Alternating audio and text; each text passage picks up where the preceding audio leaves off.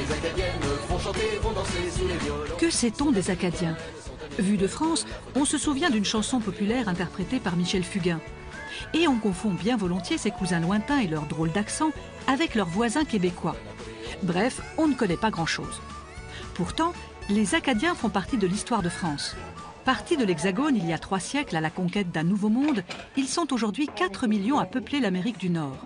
Et ils parlent un français étonnant. Voulez-vous que je vous conjugue un verbe? Manger. Je mange. Tu manges. Il mange. Je mangeons. Vous mangez. Ils mangeons.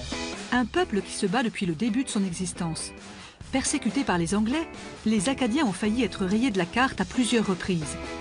Un peuple en résistance permanente pour faire vivre ses traditions, sa culture et surtout sa langue, une lutte quotidienne.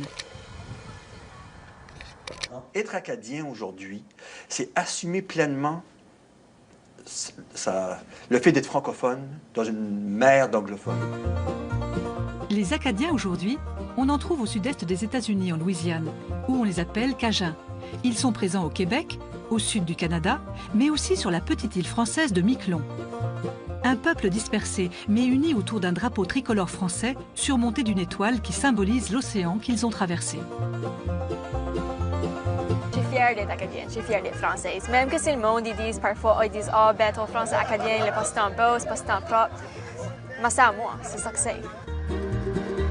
De Miquelon au Nouveau-Brunswick, en passant par la Nouvelle-Écosse, nous allons partir à la découverte de l'Acadie d'hier et d'aujourd'hui, un paradis perdu pour ce peuple bien vivant et fier de ses racines.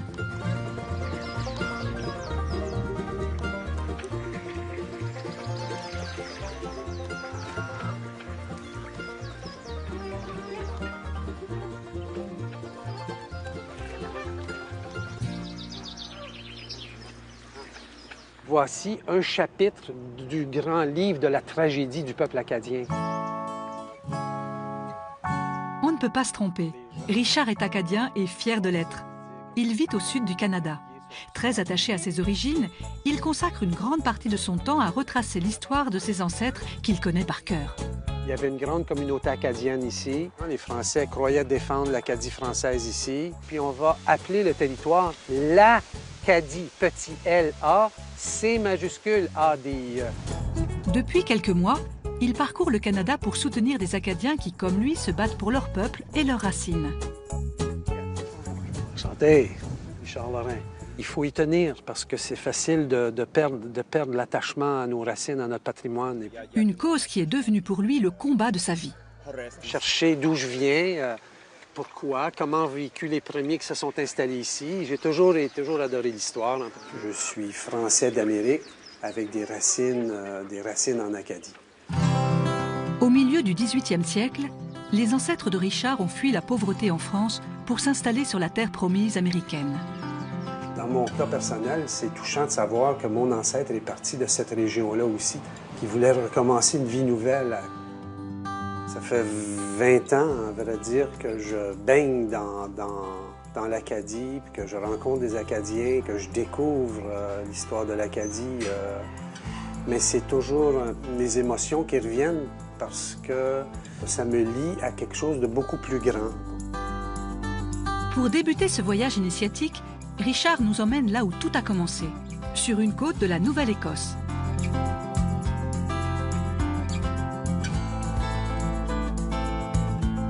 Les premiers Français débarquent ici en 1605, avec à leur tête l'explorateur Samuel de Champlain. Ils sont une cinquantaine d'hommes. Ils vont former la première colonie française en Amérique du Nord. Salut Wayne. Ça va bien? Très bien, et toi? Très bien, merci. Wayne, comme Richard, est acadien. Il est guide ici à Port-Royal, là où sont arrivés ses ancêtres, et depuis 20 ans, il ne se lasse jamais de raconter leur destin. Il a fait des recherches historiques et connaît par cœur ce fort reconstruit exactement comme à l'époque. Un fort qui accueillait ces Français venus pour le commerce des fourrures. Tous les jours, Wayne se remet dans la peau des premiers colons, et ça commence par la tenue. C'est l'habit typique de l'artisan qui est venu ici pour travailler avec des chemises de laine, des culottes de laine, des bas de laine. Ils avaient des souliers de cuir, des bottes de cuir, mais portaient aussi des sabots de bois dans les champs, dans les jardins. Pour ces premiers colons venus de France, la principale difficulté a été de s'habituer à la rigueur de l'hiver. Résultat, l'essentiel de leur activité consistait à couper du bois pour se chauffer et à chasser pour se nourrir. Tous les besoins de la communauté étaient un peu adressés à l'intérieur de ces 4 murs. Et puis c'était assez bien comme charpente pour le temps. Toute l'histoire des Acadiens est partie d'ici, de ce lieu un peu sommaire, perdu au fin fond de la Nouvelle-Écosse. Ce fort est un endroit mythique pour les nombreux touristes qui passent ici chaque année à la recherche de leurs ancêtres. Il faut dire que la généalogie est devenue un sport national pour les Acadiens.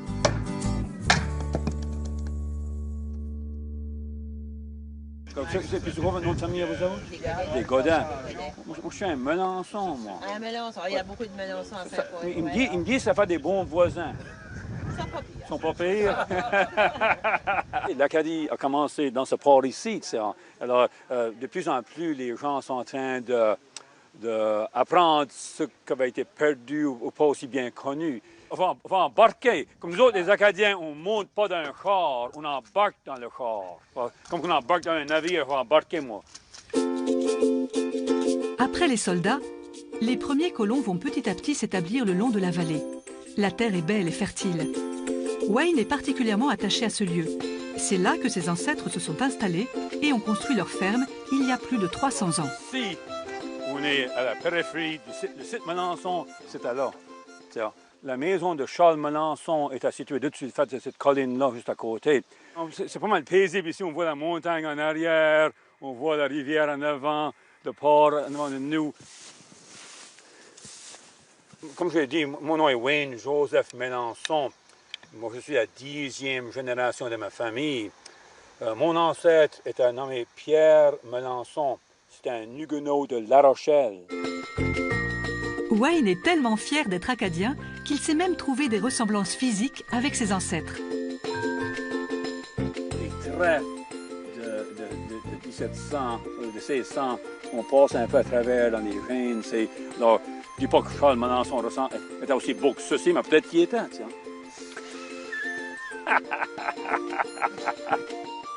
On est un peu l'exception pour la règle. La plupart du monde qui est de sources acadiennes ne sont plus dans ces terres anciennes. Ils sont ailleurs. Alors, pour moi, c'est très important de préserver ceci, d'en parler, de continuer l'esprit de nos ancêtres vivants. 6 générations plus tard, je suis encore debout ici, encore en train de parler français. Alors, pour moi, je ne suis pas fort envers le passé. Moi, c'est la fierté que même avec ce passé tragique, la survivance d'un peuple, maintenir une certaine identité culture, très fier de la fortitude de mes ancêtres. Tous les jours, presque, je vois quelqu'un qui fait un voyage de la Louisiane, du Québec, du Nouveau-Brunswick, de Massachusetts, qui sont en train de retracer leurs héritages. J'en ai rencontré ce matin. Eux, pas France de la Louisiane ou de la France, ils font un pèlerinage d'un grand bout pour voir, peut-être une fois dans leur vie, où leurs ancêtres ont commencé. Comme les aïeux de Wayne, des dizaines de familles venues de l'ouest de la France se sont installées ici. En 1700, la colonie de Port-Royal compte plus de 1500 habitants. Elle devient la première capitale de cette terre qu'on appelle désormais l'Acadie. L'endroit est idéal, un vrai paradis terrestre. Tout y était, en fait. Les marais de part et d'autre du bassin, jusqu'à 30 km en amont. Des terres alluviales extrêmement riches. Un microclimat qui est déterminé par la montagne du Nord, qui agit un peu comme un bouclier contre les vents dominants du nord-ouest. Donc ici, les colons avaient de tout.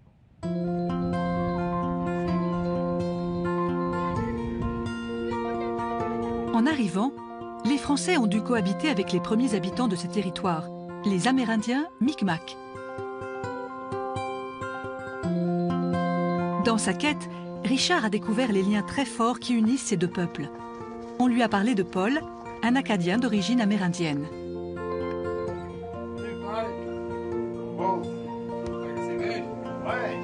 Il a créé une association qui, depuis 20 ans, fait revivre l'amitié entre Acadiens et Indiens Micmac. Il n'y a pas de pareil que les Espagnols, eux autres, c'était de conquérir les Amérindiens pour leur or, et les Britanniques, c'était pour prendre le territoire. Mais les Français ont appris que pour survivre dans ce pays-ci, on avait besoin de l'amitié. Et puis, si on voulait faire l'échange des fourrures, on avait besoin d'être amis avec les Micmacs. C'est qu'ils ont commencé une relation vraiment amicale pour 150 ans. Un mélange qui passe par la langue. Il y a eu des emprunts, des mots, des Acadiens ont emprunté des mots Micmac, et les Micmacs ont emprunté des mots français aussi. Il y a beaucoup de mots Micmac dans la langue acadienne qu'on ne trouve pas dans le dictionnaire français. Par exemple, un porc-épic. Le mot Micmac qui ressemble à ça, que les Acadiens utilisent, c'est madouas. Le hibou. Nous autres, c'est coucou-gouèche. Mawiomi. Mawiomi, c'est une rencontre. Rencontre, mais ami, il y a un peu le mot ami là-dedans. Je me demandais s'il n'y avait pas... Non, je ne sais pas. Ça, c'est un Micmac qui fait ça. Un Micmac de Cabredon. C'est quoi les... C'est soit des petites pierres ou des graines de maïs. Une colonisation française, ici un peu moins violente que celle des autres Européens, qui a permis aux deux peuples de se rapprocher.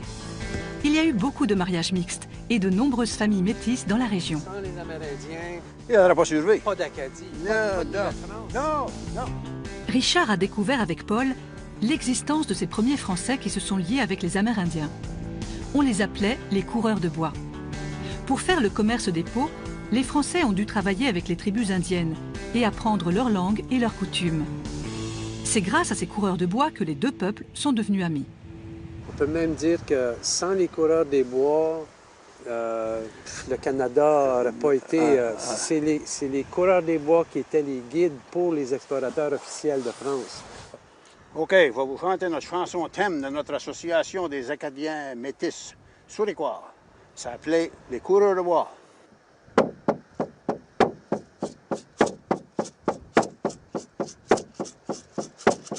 Je suis coureur de bois, l'aventure est en moi. Je suis fier Acadien. J'ai vécu les temps durs, apprenant à mesure le mal et le bien. J'ai construit des bateaux, fait grouiller les moulins pour gagner notre pain. Je suis charpentier, le pêcheur et le fermier sur les terres de Grand Pré. En paix avec les Indiens, la colonie se développe. Elle compte jusqu'à 15 000 habitants. Mais l'année 1713 marque un tournant pour le peuple acadien. L'Acadie devient anglaise. Quelques années plus tard, c'en est fini de la période de calme et de prospérité. Les tensions entre la France et l'Angleterre gagnent le continent nord-américain. Très vite, les Acadiens sont menacés par les Anglais qui veulent récupérer des terres. Eux qui avaient choisi la neutralité se retrouvent au centre des combats. Ce qu'on va faire, c'est qu'on va entrer dans les ruines du fort français, qui est vraiment une superbe fortification de terre à la Vauban, si on veut, parce que c'est un fort étoilé. C'est ici que va se jouer une bataille décisive. Au mois de juin 1755, les Anglais ont finalement décidé d'attaquer le fort français. Puis, à l'intérieur du fort, ils ont trouvé 200 Acadiens qui, selon certaines écoles de pensée, auraient forcé certains Acadiens à prendre les armes pour la France, pour défendre la France ici. C'était un peu l'élément déclencheur pour les Anglais de dire « Ah, voilà, vous prétendiez être les Français neutres et qu'on pouvait vous faire confiance, mais voyez, vous n'êtes pas si fiable que ça, vous avez joint les Français contre nous, donc out ».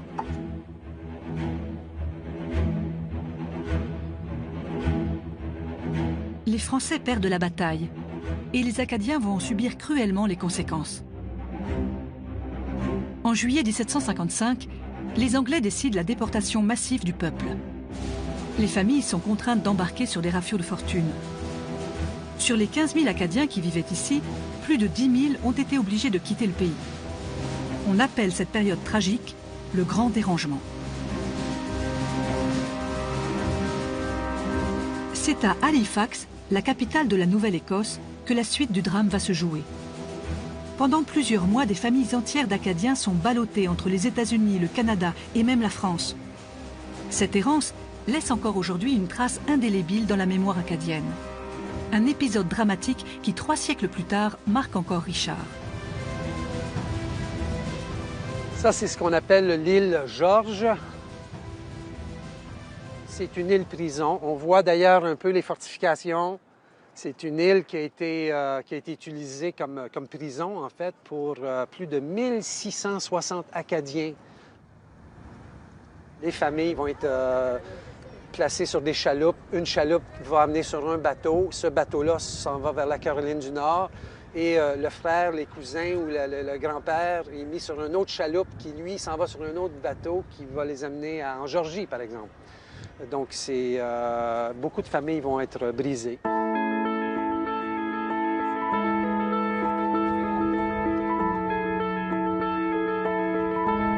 Halifax est un des lieux emblématiques de la déportation. Richard y croise de nombreux Acadiens en quête de leurs racines. Il a lui-même fait de multiples recherches sur la généalogie. Aujourd'hui, il a une connaissance encyclopédique de chaque nom de famille acadien. Votre nom de famille, je suis curieux. Moi, c'est Forêt du nom de ma mère. Ben, c'est ça. Mon nom de famille, moi, c'est Gascon. Gascon. Mais Forêt, c'est très acadien. C'était de Forêt initialement, oui, c'est ça. des Flandres. Vous savez ça, ma mère me disait ça. Oui, moi je sais où était la terre de l'ancêtre Forêt. Est-ce que je voulais que je vous montre ça? Oui, c'est J'ai une petite carte que je peux vous montrer, puis vous montrer... Si vous me montreriez ça. Oui, restez ici, je vais aller chercher. René Forêt, qui est le fils du premier. OK. Ça, c'est une carte qui est tirée du recensement de Port-Royal en 1707. Moi, je pense que la maison de René Forêt, elle est encore là.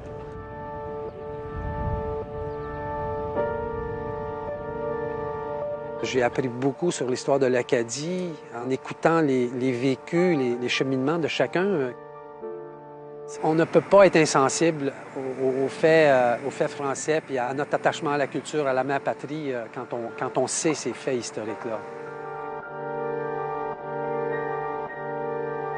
Exilés suite au grand dérangement, des Acadiens vont trouver refuge sur l'île française de Miquelon.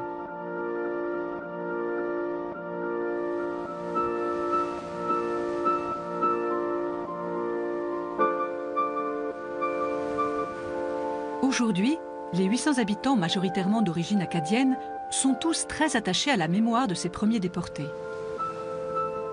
Ils sont certainement venus dans les parages où il y a un ruisseau d'eau douce pour s'établir. Et comme ils sont arrivés début octobre 1763, ils ont dû construire à la hâte des abris. Dans les documents, il dit que ce sont des abris en terre glaise avec des morceaux de bois et du gazon pour servir de toiture, quoi. Patricia est une héritière directe de cette première famille. Son ancêtre Jacques Vigneault a débarqué ici avec une centaine de personnes venues d'Acadie après le grand dérangement. Une appartenance à ce peuple qu'elle revendique depuis peu. Une association culturelle locale avait fait un travail de recherche décisif sur les Acadiens de Miquelon, un souvenir marquant pour Patricia. Ce que j'ai découvert il y a quelques années, surtout après la pièce de théâtre qui a été créée en 2001, qui raconte l'histoire des Acadiens, de la déportation, etc. C'est là que je me suis mise un petit peu à... Et puis Jean-Pierre m'a raconté aussi pas mal de choses sur la vie de mes ancêtres. Quand on connaît le climat puis tout ce qui s'ensuit, on sait ce que c'est que l'automne, l'hiver. C'est incroyable ce qu'ils ont dû souffrir en tout cas. La force de caractère qu'ils avaient pour s'accrocher ici.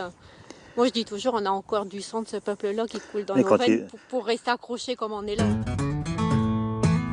Quand son ancêtre Jacques Vigneault meurt à Miquelon, il laisse plus d'une centaine de descendants. À l'époque, des familles d'une quinzaine d'enfants n'étaient pas rares et la colonie va compter jusqu'à 1200 habitants.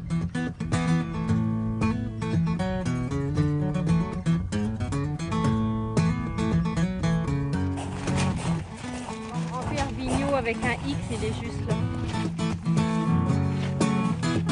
Depuis qu'elle a redécouvert l'histoire de ses aïeux, Patricia s'est passionnée pour le destin tragique de son peuple. Dans le petit cimetière de Miquelon, les tombes blanches sont celles des Acadiens. Patricia les connaît toutes. Le nom de mon grand-père, c'est EAUX. D'ailleurs, c'est la seule famille à Miquelon. Oui, mais son père était EAU.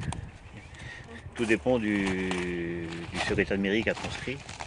le nom de famille Vigneault, tous les Vigneault d'Acadie ont vu des ancêtres passer par Miquelon.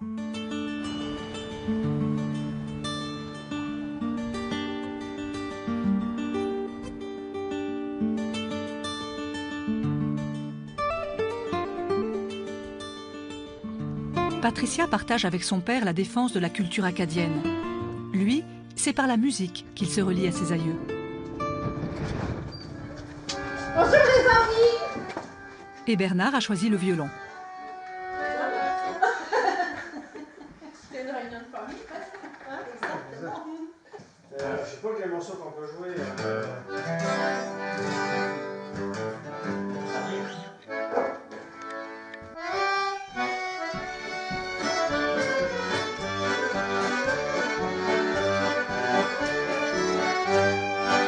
Le violon est venu en Amérique du Nord avec les premiers colons français. Il est l'instrument symbole de la culture acadienne. Ici, à Miquelon, il est très populaire. On retrouve quelquefois dans des greniers des anciens violons qui étaient restés comme ça à l'abandon. Je pense qu'à Miquelon, il devait bien avoir au moins 40 violons, je pense, dans le village. Les morceaux ont traversé le temps. Cette ballade intitulée Sirop d'érable est jouée dans toute l'Acadie, mais aussi au Québec. La musique acadienne a franchi les frontières et les mers.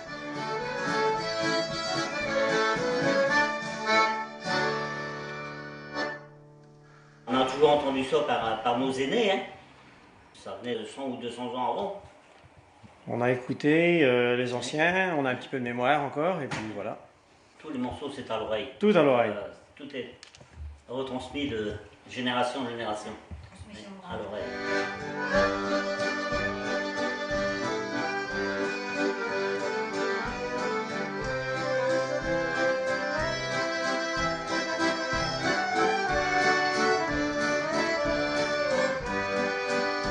Si son père se sent acadien à travers la musique, Patricia, elle, fait vivre la mémoire de sa famille dans l'auberge qu'elle a construite il y a 3 ans avec son mari.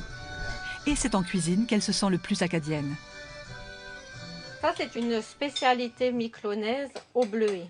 C'est simplement de la farine, un peu de sucre, du beurre bien entendu, et puis des fruits qu'on récolte localement. Ici qu'on appelle bleuet, qui est appelé en France myrtille. Les Acadiens, c'était des agriculteurs avant tout, qui devaient manger ce qu'ils pouvaient faire pousser, vu le climat. Donc je pense qu'à part le poisson, les légumes et un peu le gibier, ils ne devaient pas manger de foie gras comme nous, on peut le faire actuellement. Alors ici, à l'auberge de Lille, on sert régulièrement les desserts en costume acadien parce que je trouve que c'est un rendre hommage aussi aux gens qui se sont battus pour être ici à l'heure d'aujourd'hui. Si on est là, c'est grâce à eux. Hein. Je suis descendante d'Acadiens, enfin ma famille du côté Vigneault. C'est une famille qui a été déportée 7 fois de Miquelon. 7 fois? 7 fois. Ils ont été exilés 23 ans à Nantes et quand ils ont pu revenir à Miquelon, ils sont revenus parce qu'ils étaient persuadés que leur avenir était ici.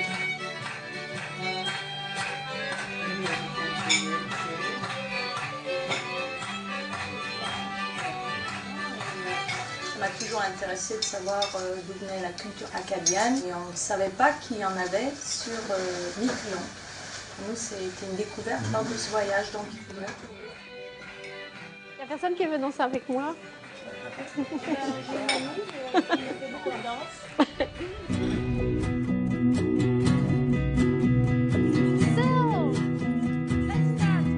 Anya est guide à Miquelon. Elle est venue de métropole il y a une dizaine d'années pour suivre son mari. Elle a découvert les origines acadiennes de ses habitants et elle s'est prise de passion pour l'histoire dramatique de ce peuple. Chaque semaine, elle organise une visite du village. Un tour qui commence toujours par un passage dans le petit musée acadien. On y découvre les objets usuels des premiers habitants, souvent liés à l'activité maritime de ces familles.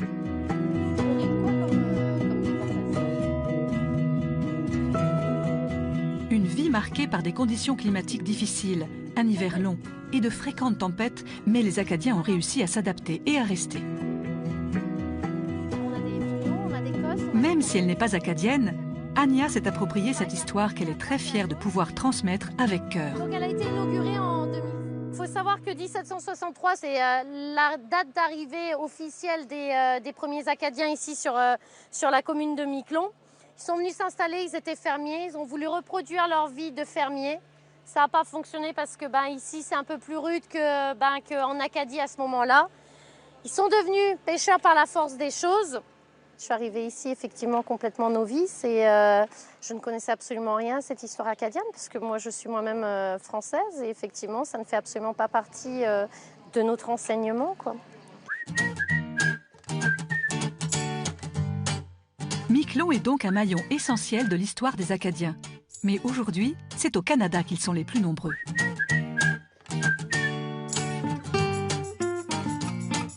Richard est né et a grandi au Québec. Là-bas, la langue française est majoritaire et le combat linguistique est gagné. Par contre, en Nouvelle-Écosse, là où il vit depuis 20 ans, pour les Acadiens, les choses sont bien différentes. Les Québécois se plaignent. Ici, en Acadie, on dirait les Québécois se plaignent à bouche pleine. Nous, on est continuellement matraqués. Il faut toujours se battre pour revendiquer, exemple, des écoles homogènes françaises pour nos jeunes, parce que c'est tout récent qu'on a acquis ça. Donc, ici, il faut se battre toujours. Une lutte utile. Aujourd'hui, l'affichage dans les régions francophones se fait dans les deux langues. Les choses sont en français ici, c'était à cause qu'on s'est battu, on a demandé à ce qu'il y ait la double signalisation. Au sud de la Nouvelle-Écosse, au milieu des anglophones, vit une petite communauté acadienne qui résiste à l'assimilation. Comme Richard, Jean-Louis est passionné de langue française. Il l'a même étudié à la Sorbonne. Mais il parle aussi l'acadien. C'est presque un langage parallèle au français dit standard. Bien dit. Sur la tête, on se met une calotte. Les culottes, tu dis pas culotte, tu dis des tu. Oui, que et ge deviennent che, je. Culotte, culotte. C'est culotte. Voulez-vous que je vous conjugue un verbe? Oui, donc. Manger. Je mange. Tu manges. Il mange. Je mangeons. Vous mangez, ils mangeons. Et le J et H sont interchangeables, alors on pourrait dire mangeons, vous mangez, ils mangent. Alors moi je m'appelle Jean, mais je peux également m'appeler Han. Les francophones de cette région ont su résister au rouleau compresseur anglais grâce à une arme secrète. Pour regagner du prestige et du territoire, ils ont utilisé l'armement qui s'appelle la générosité. Quand il y a des problèmes, on les étouffe à coup de générosité. Et ils se sont mariés dans les familles anglaises. Les familles anglaises sont venues mettre leurs enfants en immersion à l'université Sainte-Anne, etc. Alors c'est la générosité, la bonne humeur. La deuxième bataille s'est faite à coup de générosité.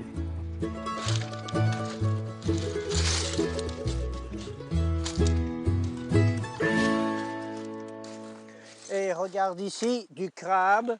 Et ça, le crabe, on appelle ça du chancre. Dans sa jeunesse, Jean-Louis a été pêcheur avant de devenir enseignant. Il en a gardé quelques souvenirs. La mer est remplie de trésors, des moules, des petites coques blanches, la fameuse grosse coque. Ouais. Celle-là est très âgée. Regarde-moi ça, Richard. La chair n'est pas trop... Oui, puis une cuisine délicate, mais il y a très peu de gens qui savent le faire.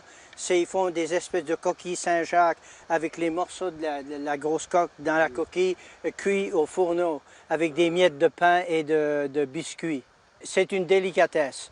Et le mets national acadien de la baie Sainte-Marie, c'est la râpure aux grosses coques. Ah, ouais. Et bon. On parle de l'ultime aphrodisiaque pour les Acadiens. Ce soir, demain matin. OK. Mais je sais. En Nouvelle-Écosse, il n'y a plus que 5% de la population qui est francophone. Pour continuer à exister au milieu des Anglais, les Acadiens ont créé une université. Elle accueille 2000 élèves venus de toute l'Amérique du Nord. Ici, on ne parle que français. Une grande fierté pour Jean-Louis. ça n'a pas été facile. Et la France n'a pas toujours été là pour nous. Mais on continue. Et c'est pour ça qu'on aime ça avoir notre propre académie, nos propres mots. Et s'ils sont différents du français, pourquoi pas? Hormis la défense de la langue, faire la fête est un élément essentiel de la culture acadienne. Tous les vendredis en été, Jean-Louis retrouve ses amis. Il y a toutes les classes se mêlent ensemble. Il y a des milliardaires pêcheurs, il y a des pauvres, il y en a de toutes les sortes, des médecins. Puis, comme la semaine dernière, un groupe est arrivé avec un hélicoptère. Les deux pieds contre la muraille et la tête. S'exprimer en français est un peu l'obsession des Acadiens de cette région, lorsqu'ils se retrouvent pour partager des produits locaux, écouter des chansons et surtout se reconnaître comme un peuple. Et la tête, oui, oui, oui, et la tête, non, non, non, et la tête sur le robinet. Et tu dois te tutoyer parce que c'est le grand principe acadien, différent mais également important. Pourquoi? Parce que nous sommes interdépendants. Oh, il y a une table ici. Il y a une table ici. Ici. Et à chaque fois qu'ils se réunissent, ils se racontent des histoires de famille.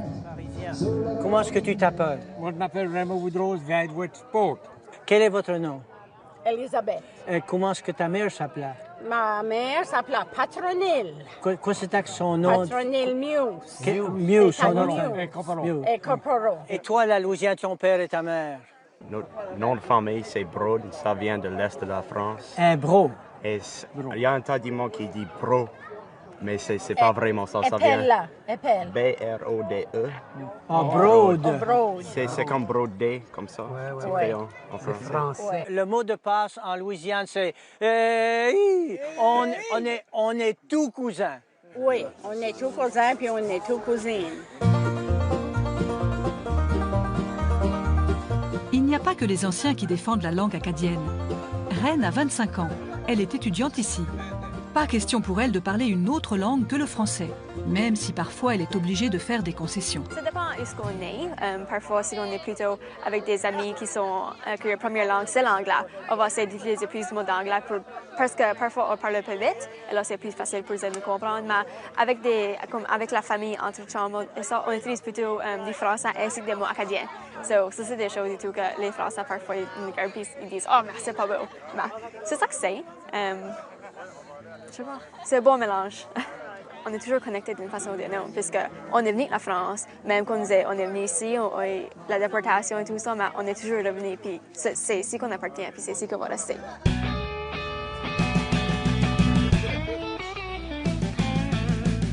En Nouvelle-Écosse, le français est parlé par des petites communautés isolées.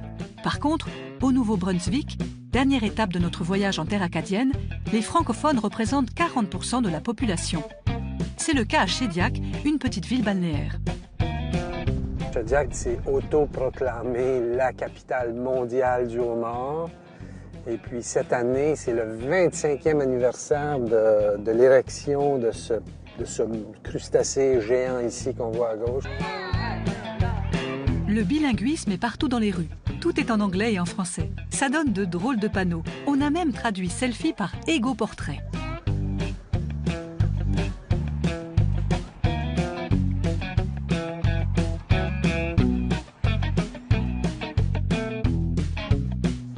Richard nous fait rencontrer les Véniaux.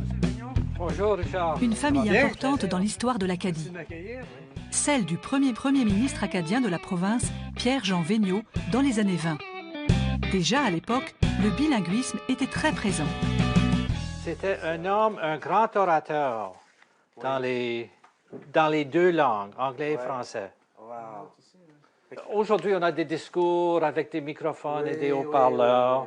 À l'époque, là, il n'y avait pas de haut-parleurs. C'était un homme costaud avec des poumons. Il pouvait parler à 5000 personnes. On voit ici, ça c'est une foule d'alentour, quelques mille personnes ici. Il dit, soyez donc fiers d'être Acadiens. Plus nous serons franchement Acadiens et Français, plus les Anglais nous respecteront. Et ça, c'est quelque chose qui était du jamais vu à l'époque. Hein? Il poussait le français. Et audacieux, oui. Et têteux aussi. Il y a toute leur génération de jeunes anglophones. Ils sont bilingues. Ils parlent français aussi bien et de temps en temps mieux que les Acadiens.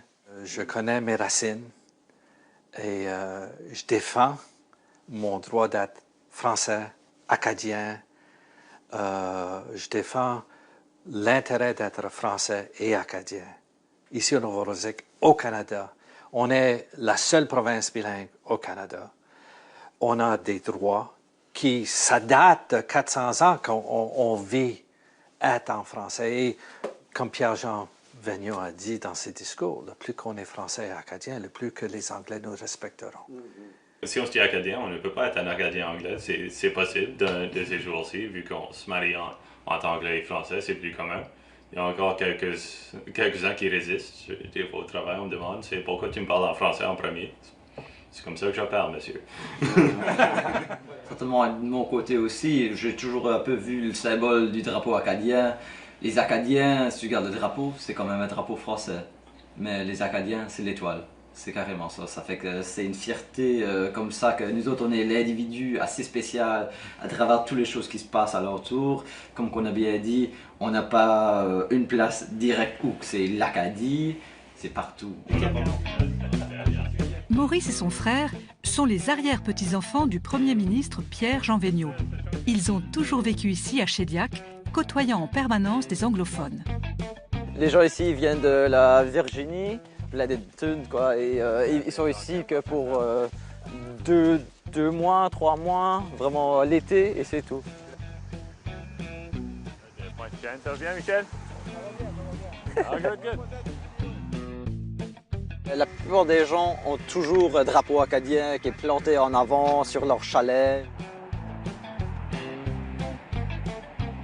Il y a une fierté à travers tous les Acadiens où ils veulent montrer, et c'est ça, et c'est carrément être fier d'où t'es et le montrer à tout le monde.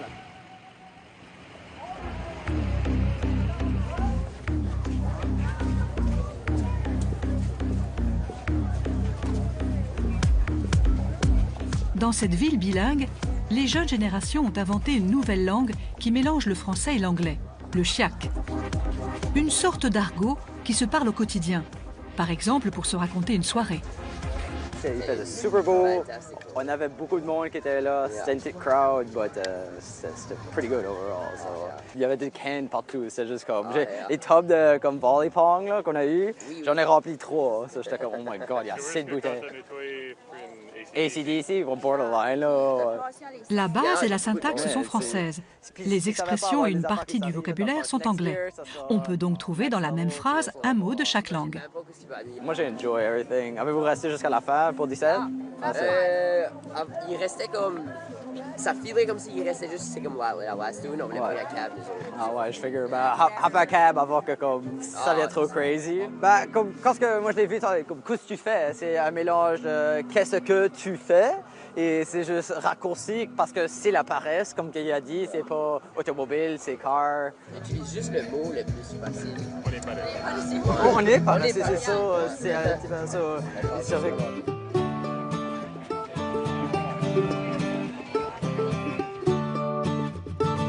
Je peux parler un bon français propre quand j'ai besoin. Que je peux parler du chiac avec du monde que je connais, ça fait toute ma vie. Richard est un puriste. Il n'aime pas trop cette langue ni française ni anglaise. Un point de vue qu'il partage avec Maurice, un historien reconnu, un des porte-drapeaux du renouveau culturel acadien. Ça va bien? Oui, ça va très bien. Merci vous-même. Merci de m'accueillir. Vous avez fait un bon voyage. Le fil conducteur de l'histoire acadienne, c'est véritablement cet attachement à la langue française. Moi, je suis né en 60. Quand j'ai fréquenté cette université, où à la fin des années 70, on parlait d'assimilation à tous les jours. Et on nous disait, vous serez la dernière génération à parler français, déménagez au Québec. Dans les années 1980, il y a eu comme une renaissance culturelle qui s'est produite, un renouveau de l'identité acadienne porté beaucoup plus sur la modernité. Et là, cette anglicisation a reculé. Mais j'ai des amis, j'ai des collègues de classe qui, eux, n'ont pas voulu nécessairement faire partie de ce renouveau et qui ont, à force de l'entendre, que vous allez disparaître, surtout quand vous êtes jeune, vous ne voulez pas ce qu'on appelle même en France cette étiquette d'être des losers. Hein? Vous voulez être un gagnant. Alors, quand on a une histoire que vous êtes fait déporter, vous êtes minoritaire, votre langue est en train de mourir, ben là, c'est pas... Hein? Et à côté, vous parlez anglais, c'est les succès, c'est le sport, c'est la culture américaine. Malgré ça, l'Acadie s'est construite une place.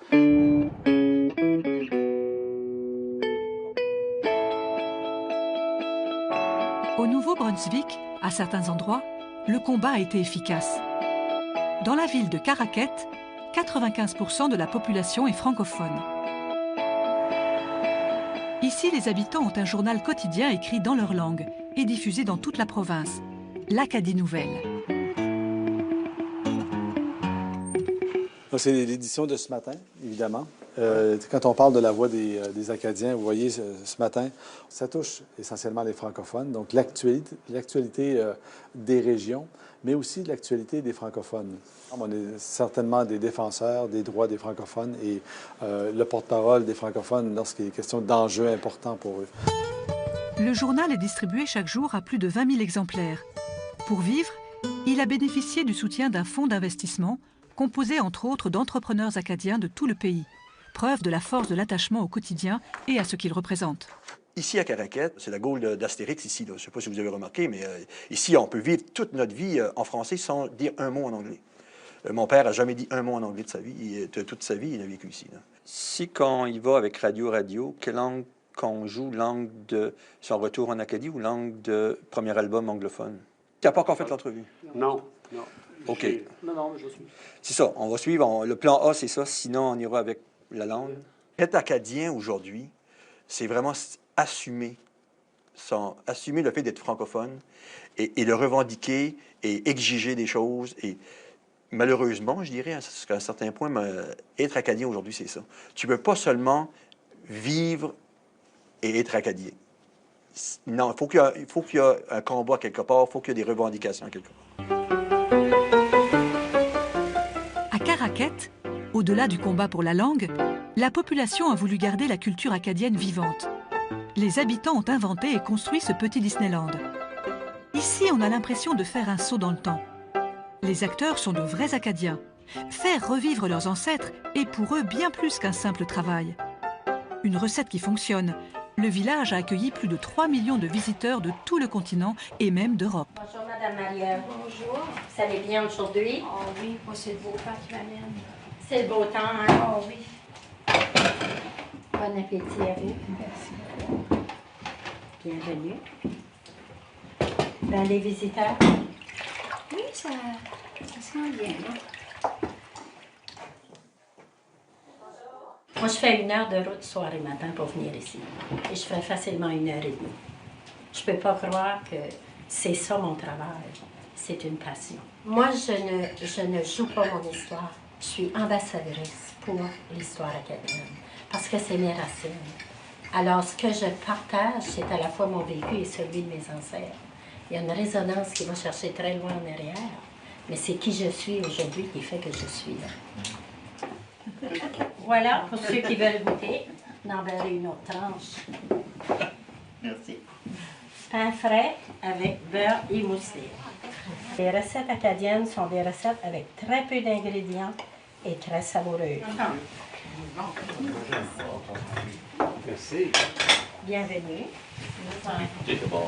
Ben oui, c'est là pour ça. Merci. Bienvenue. C'est bon, hein? Vraiment?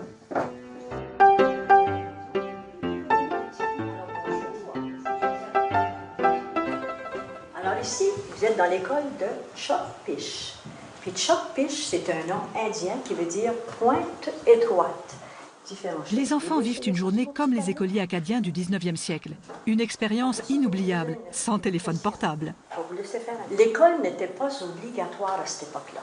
On était sous le régime britannique. Alors, le drapeau ici, c'est l'Union Jack.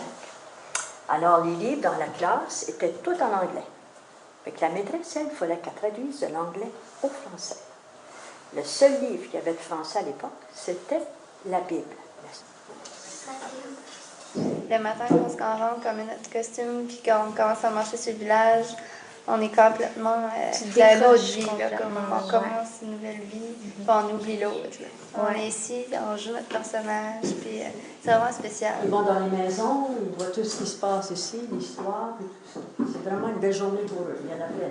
Nous autres, on est plus vieilles qu'eux autres, il y avait moins, on entendait moins notre histoire, mais maintenant, dans les écoles, ils commencent très jeunes à raconter l'histoire des Acadiens. C'est ça qui est plaisant, parce que c'est mieux pour eux autres d'éduquer sur leur propre histoire et d'en connaître un peu de ce qu'on a débuté, puis ce qu'on est aujourd'hui.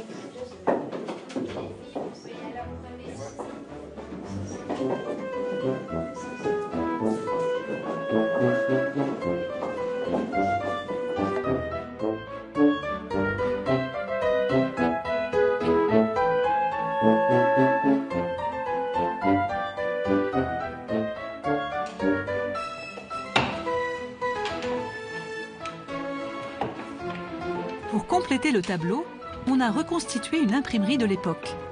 Hier comme aujourd'hui, la presse était un moyen de véhiculer la culture acadienne. Tous ces journaux-là ont été importants pour justement circuler l'idée de l'acadianité, l'importance de parler français, du fait catholique aussi à l'époque, la religion jouait un gros rôle. Il y a 100 ans, c'était la langue et la religion. La religion a tombé. Est-ce que la langue va tomber dans un autre 150, 200 ans? C'est à voir dans le futur. Qu'est-ce qui restera? Oui, qu'est-ce qui restera, là? Quand la langue sera partie, il restera probablement les couleurs, les recettes acadiennes de la cuisine, peut-être l'architecture, les habitudes, la musique, la fête nationale, on ne sait pas. Tu as une crainte que le français va perdre en importance avec les générations qui... Peut-être, là, Internet et tout le mouvement anglo-saxon qui nous envahit de partout. Oui, mais comme nous... Peut-être dans des régions où ils sont plus près des populations anglaises. Là, il y a plus de chances d'assimilation, les statistiques le démontrent, mais nous, dans la région ici, moi, ma génération, l'Internet, ça fait déjà près de 20 ans que ça existe. Puis ça ne m'a pas plus anglicisé que d'autres personnes. La génération de mes enfants, est-ce qu'eux vont être plus portés à perdre le français? Je crois pas. Je crois qu'on est encore bon pour quelques générations, mais il faut toujours être vigilant.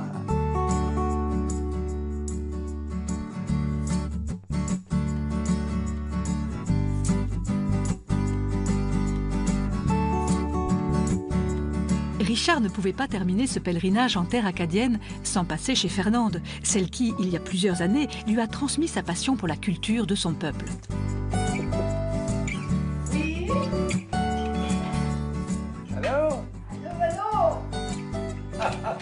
Je suis contente. Je suis contente. Fernande est une institutrice à la retraite. Elle a voyagé dans l'Hexagone et à Miquelon, sur les traces de ses aïeux.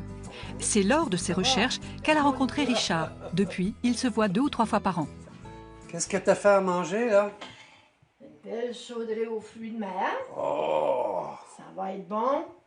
Des pétoncles, des crevettes, du crabe, du homard. Et quand les Acadiens reçoivent, les repas sont copieux. Ça, c'est ta poule au pot. Ben, poule au pot, comme ils disent en France. Mais toi, tu appelles ça poule à quoi? Poule au croque-pot? Au croque-pot. Au croque-pot. C'est comme ça que tu dis ici? Oui. Ça se dit ici? Oui. Qu'est-ce qui distingue un Acadien, un Français d'Acadie d'un Français d'ailleurs, d'après toi? Tu penses que c'est juste la déportation ou le fait que le peuple a subi une tragédie? Ouais. Ben, la question que je me pose tout le temps, c'est comment ça se fait que tout le monde dise que les Acadiens sont terriblement accueillants puis ouverts à n'importe qui, puis c'est pas rien que parce qu'on parle français. Ça vient peut-être de la misère qu'on a eue après 1755. Ça vient peut-être des ancêtres qui transmettent ça d'une génération à l'autre. Parce que, avez-vous déjà assisté à un congrès mondial acadien? Non. Vous avez manqué quelque chose. C'est vrai, hein? Puis pour que les Acadiens se retrouvent comme ça, après pour fêter, Tout le monde se réunit, on mange tout le monde ensemble. Ça, c'est important. La famille, hein? La famille. Puis la famille, c'est pas juste la famille immédiate, c'est aussi les amis, ça devient une grande famille. Exactement. Famille étendue. Ouais. Je suis émotif quand je pense à cette force-là qui a été investie dans la construction d'un pays, dans la construction d'un peuple qui avait droit de vivre heureux sur Terre. Et puis, je pense que les Acadiens ont réussi à faire ça. Et on comprend beaucoup l'être humain quand on comprend l'Acadie. Et pour moi, c'est ces valeurs universelles-là qui me nourrissent au plus profond de moi-même. À l'issue de ce périple, Richard ressent encore plus fort son appartenance au peuple acadien. Il sait aujourd'hui que ce sentiment est partagé par beaucoup et que grâce à la résistance de son peuple, la culture acadienne n'est pas prête de disparaître.